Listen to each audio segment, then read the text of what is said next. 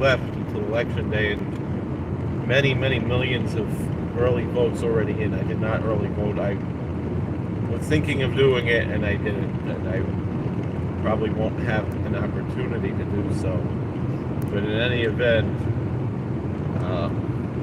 I wanted to speak about something that might sound strange and shocking to a lot of people who don't really follow along with what's going on in the world.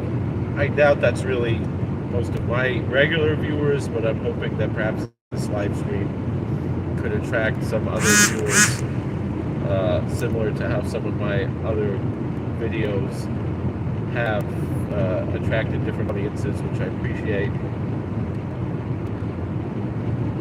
So, I want to make the case why liberals should vote for President Trump. And I am very precise in using that term liberal, because there is a distinction between liberals and leftists or progressives. And progressives in general, both on the left and in the right. In a way, liberalism and what's often called progressivism are polar opposites.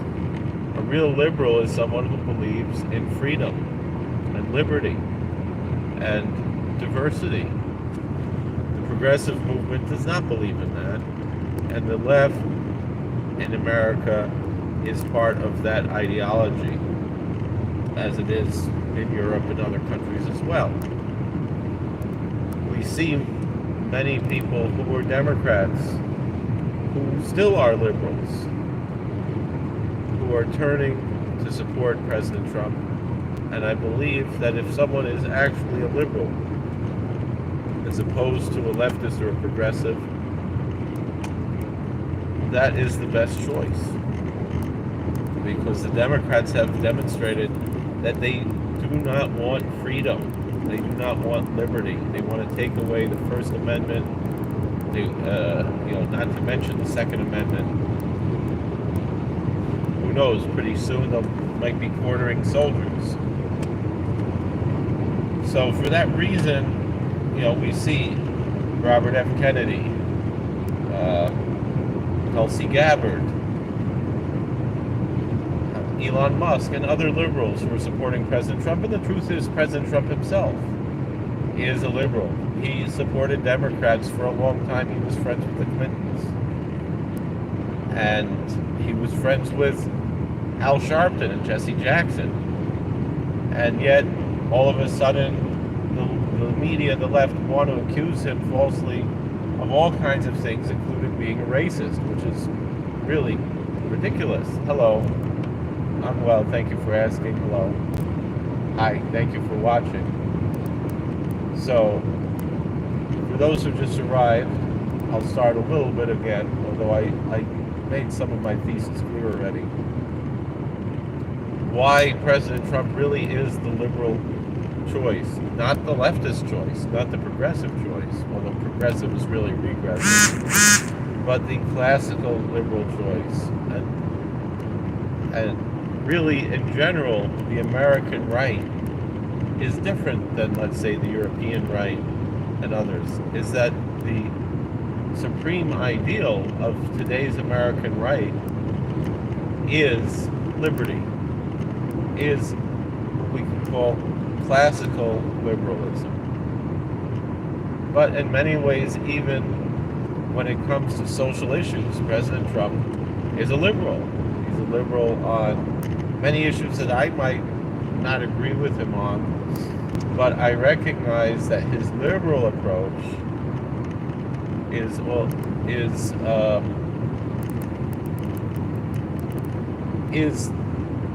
the way that America needs to be. We can't have, a lot of the things that people accuse President Trump of that he's not doing. Those things don't work in many forums. Certainly not on a national level. And a lot of things need to be sent back to the states, and we need smaller. Many people on the right are uncomfortable voting for President Trump because of his liberalism. But it's his type of liberalism, which is classical liberalism, which will protect our religious freedoms, as opposed to left-wing progressivism, which is really regressive, that will try to take away our religious freedoms. And so for a religious conservative person to not vote for President Trump is shooting himself in the foot, because it is those liberal values that President Trump stands for, small L liberal values, that protect our religious freedom and keep us free. But that same freedom extends not only to the that extends not only to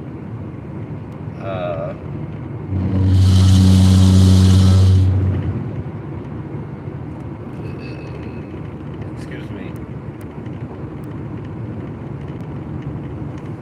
that extends not only to, I'm getting a little distracted now with the tweets of the sun of my eyes and everything else, the chats.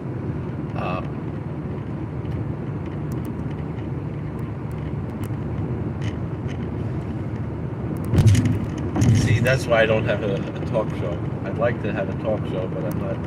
Maybe on the radio it might be easier. I don't know. I know sometimes it's easier to talk to an actual audience, to be comfortable. It's a little hot in here. There's all kinds of things going on.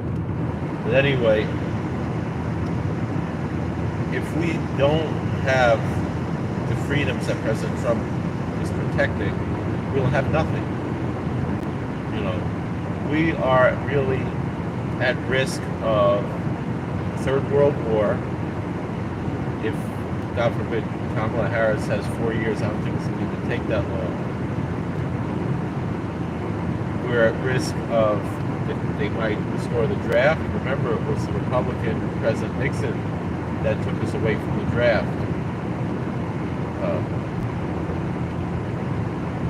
And there's many, many other issues that I think we are facing. I'm really, to be honest, I'm really scared that if Kamala Harris has 4 years, there could be a lot of bad stuff happening to everyday Americans. You know, not only they'll take away our freedom,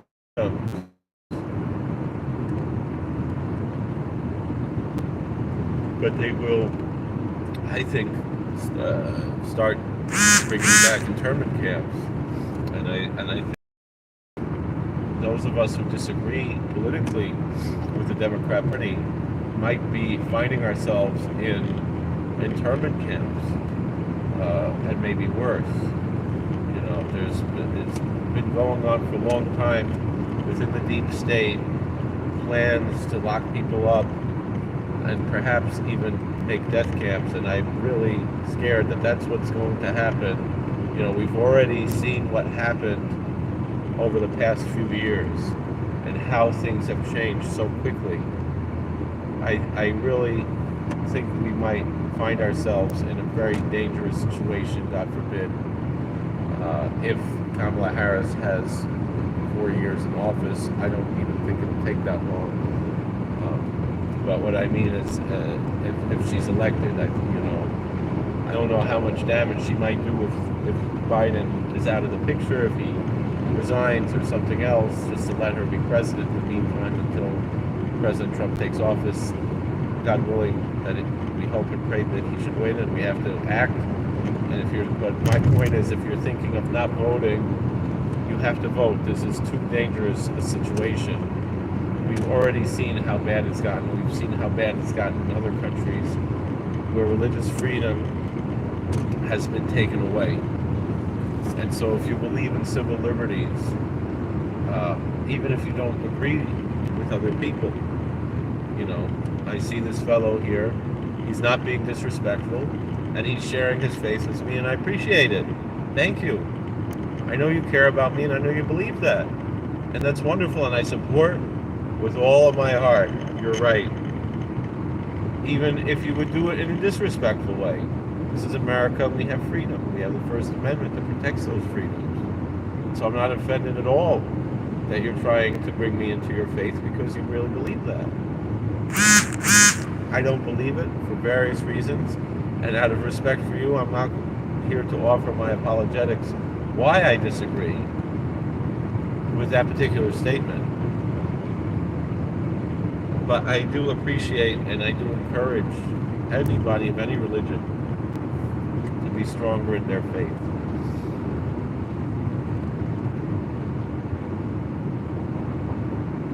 So I think I've made my thesis, I don't know if I made it clear, but I've said my piece that, I appreciate particularly like how